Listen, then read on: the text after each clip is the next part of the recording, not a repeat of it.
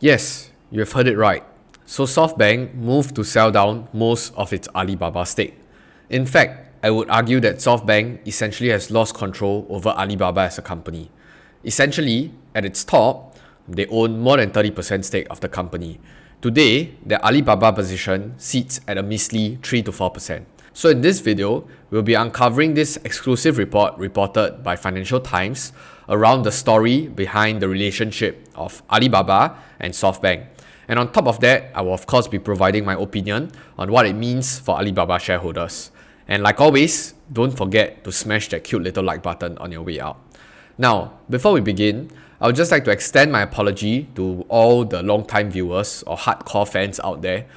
I apologize for not being more timely in terms of my report and in terms of my update. Long story short, life caught up, got a little bit more things on my plate now. So even though the update might be a little bit later, I would hope that I do bring some sort of value to the table by you watching this short, 10 to 15 minutes clip. That said, if I were to touch my heart and ask myself, for long-time viewers, before you even click into this video, you probably already know the conclusion to this video. As long as it doesn't touch the fundamentals of the company, it doesn't affect the company in terms of cash flow or earnings in a significant way, I would presume that all of these are considered noises, SoftBank selling out included. But that said, I think many of you still want to know my perspective or just want to listen to a point of view on thinking, hey, one of the largest shareholder of Alibaba, it's selling out. Does it not mean something? I think the short answer is yes and no. We will try to explore and expound on some of the pretty valid talking points and pretty valid arguments online. But before that, I think I'd just like to draw a distinction here. So if you do look at it from SoftBank's perspective, they managed to enter Alibaba acquiring a 1/3 stake at a $20 million valuation. Oh, sorry, I should say $60 million valuation. 1/3 of it is $20 million. So they acquired 30 something percent, I think 34% of Alibaba at $20 million. You and I, as retail shareholders, the lowest you could have entered was, say, $58 per share. And at $58 per share, that was at a $100 to $200 billion market cap valuation. So we are of vastly different objectives and we have very different entry points. So whether SoftBank exit now, exit later, exit 10 years from now, it doesn't really matter because wherever they exit or whenever they exit, they're still going to walk away as a big winner. So I'm not going to comment too much about SoftBank as an investment arm where they essentially deploy a spray and pray technique and they can essentially harvest or look into many different early startups. So from that perspective, they are walking away a big winner from this Alibaba investment.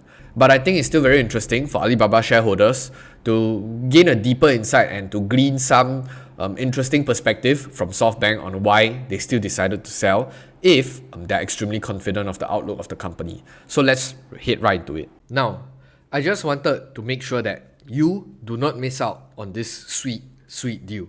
So I'm excited to tell you about Momo, which is today's sponsor. So Momo is a powerful investing app that offers unique features like institutional tracking. So with this feature, you can actually track the investing history of big investing legends like Warren Buffett and gain valuable insights into their investment strategies. Momo is currently offering an amazing welcome rewards program that you don't want to miss out on. So if you actually sign up before May the 31st, 2023, you could potentially receive welcome rewards worth up to $208. So if you deposit more than $100, you'll receive $2 every day for 10 days straight, and that's a 20% ROI. If you deposit more than $2,000 and execute 2-buy trade, you'll receive a Cook shares worth $80. So if you hit the highest tier of depositing more than $10,000 and execute 7-buy trades, you'll receive $108 worth of cash rewards. And if you sign up today, you'll also get access to lifetime commission-free trading for the US markets. So this is an incredible opportunity for all my Southeast Asian viewers. And for my US and Australian viewers, Momo is also running aggressive reward campaigns, giving out free stocks as well. Just make sure you click on the correct link down below. So what are you waiting for? Stop procrastinating and start investing with Momo today. Thank you Momo for sponsoring this video. So SoftBank has moved to sell almost all of its remaining shareholding in Alibaba, limiting its exposure to China and raising cash as the market downturn pummels the value of its technology investment. I think it's a little bit distasteful of Financial Times in this case because they needed to just jab at China. They needed to add this in, limiting its exposure to China. How do you know that SoftBank is limiting its exposure to China? They have probably so many venture investments in all these different Chinese tech companies. I would just say that this Alibaba investment, from SoftBank's perspective, is one of the most important and critical in the entire history of SoftBank because it was one of the most profitable ones for them. But I'll leave it as that. So the Japanese group has sold about 7.2 billion worth of Alibaba shares this year through prepaid forward contracts, after a record $29 billion sell down last year. So SoftBank's sell down comes at a pivotal moment for the Japanese group, which is planning a blockbuster listing of UK chip designer ARM as it seeks to recover from a spate of failed investments and unprecedented losses. So I think I highlighted this point because it is potentially one of the reasons why they needed to raise cash. Firstly, I think the company hasn't been performing very well in terms of earnings wise, so they needed to kind of man up that hole. And secondly, they might need to gear up for a blockbuster IPO of ARM, which is a chip maker. So this is a very concise graph that essentially depicts SoftBank's stake in Alibaba over the years. So on the x-axis, you can see that it's essentially a timeline of around 4 years, from 2019 to 2023. And as you all know, before the crackdown, Alibaba had a peak valuation of around $700 to $800 billion. And at the point in time, SoftBank's stake was actually worth around $200 billion, or at least near $200 billion. And today, if you just do a quick Google search, the entire market cap of Alibaba is a little bit over 200. I think it ranges between 200 to 250. So for some perspective, the crackdown has cut Alibaba's share price by 70%, leaving SoftBank selling most of its holding at prices on a par with where Alibaba opened for trading in New York 8 years ago. And yes, despite Alibaba 5x or 10x its revenue, 5x its cash flow and stuff like that, it's trading at the same price when Alibaba actually went IPO 8 years ago. Is this normal market conditions and is this effective pricing? I don't know. I'll leave it up to you to decide.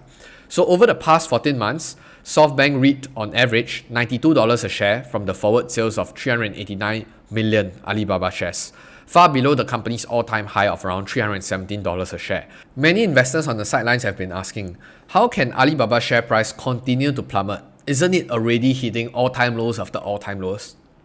Just a side note, don't be surprised if Alibaba can even go below $60. I wouldn't be surprised. But that said, we kind of have our answer.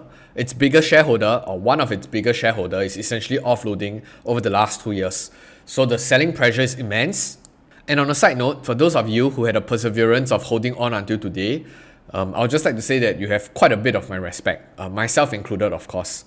Anyhow, SoftBank actually declined to comment on the regulatory filings, but it said that Alibaba's transactions reflected its shift to a defensive mode to address a more uncertain business environment. So we are bolstering our financial stability by increasing our liquidity on hand by raising cash. You can see that actually Alibaba is also kind of doing the same. They're essentially hoarding on a lot of cash on their balance sheet. For what reason? God knows. Maybe it's to pay the fines or penalties to the Chinese Communist Party. But anyhow, especially in uncertain business environment, specifically for China, because they've experienced this whole macro slowdown and slowing macro conditions much more earlier compared to their US counterparts. So I wouldn't necessarily blame them for wanting to hoard onto more cash. But is it the most effective use? I think time will tell. So there really isn't an air quotes correct answer in this case, because in business, it's all working with uncertainties. But of course, you don't want to be caught swimming naked when the tide goes off. So Alibaba's share actually fell as much as 4.6% in Hong Kong on Thursday. But a full SoftBank exit could eventually lift some of the selling pressure on the stock. So it's quite interesting, isn't it? SoftBank has essentially sold most of its position by now. Like they said, they still have some forward contracts, but the real position, if they just relinquish the control, is around 3.8%. And there is still so much selling pressure on the stock. I honestly don't know who's manipulating the stock price, who has such a big pocket, because let's not forget, Alibaba is still a $200 billion market cap company. So this piece by Barron's is quite interesting. So they say that SoftBank exiting much of the rest of its Alibaba stake comes at a pivotal time for the company as it embarks on the biggest restructuring in its history. It leaves Alibaba without the weight of a powerful investor as it might look to spin off or list subsidiaries like its high-growth cloud business. Perhaps that's part of the plan. So analysts said that Alibaba split up likely has the approval and even encouragement of regulators in Beijing whose focus on competition in the tech sector, amid President Xi Jinping's tightening his grip on the Chinese economy, has hammered valuations.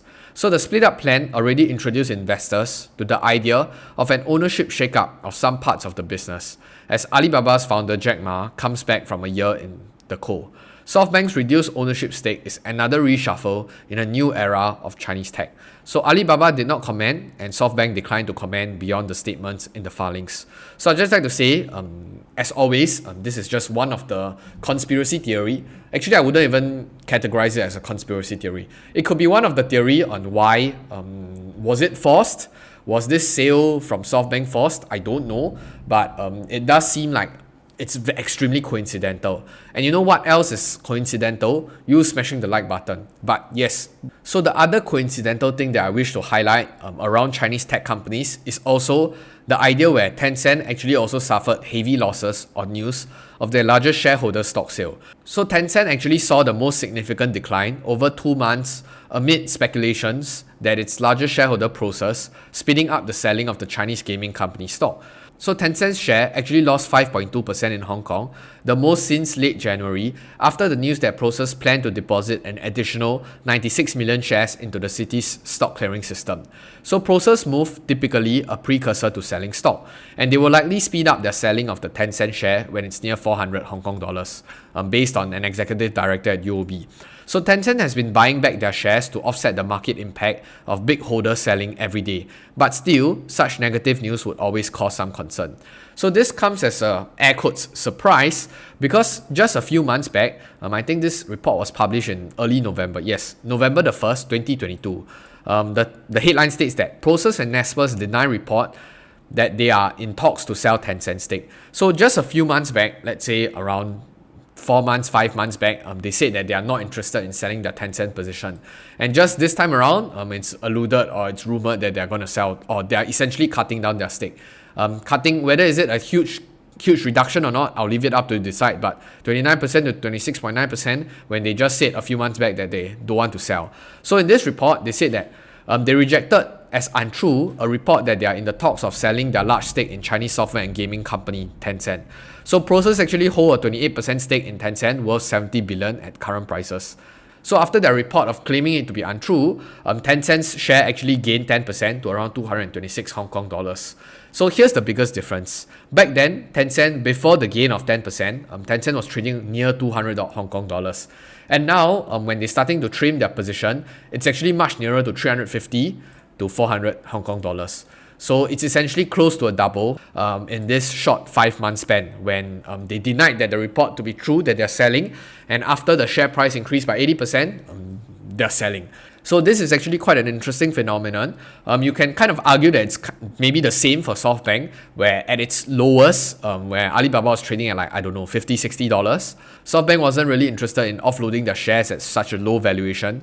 But after this recent rebound of more than 50%, they did say that they are, on average, they actually sold at around $92 a share. So is this just trying to sell in this bounce? I don't know. Have they lost confidence or lost their conviction around Chinese tech as an entire sector? I don't know too.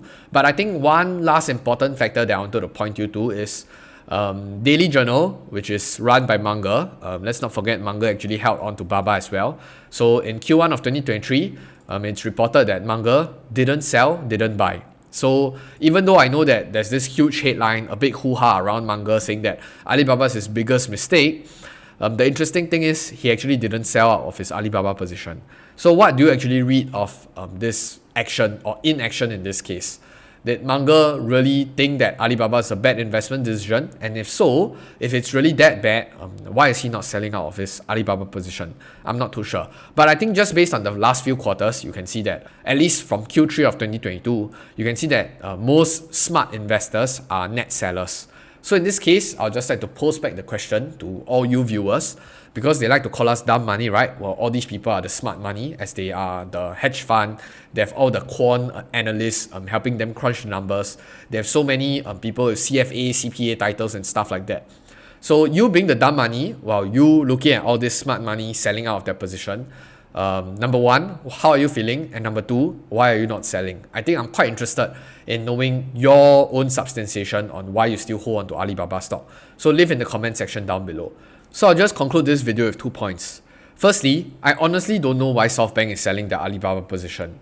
Is it as they claim that they are trying to shore up liquidity, or do they have no trust, or they are essentially bailing out of the entire Chinese tech sector? I don't know. All that I know is my analysis on Alibaba is independent of SoftBank, is independent of David Tepper, is independent of Michael Burry, is independent of Bill Miller. So from this perspective, whether they buy or sell, it doesn't really concern me.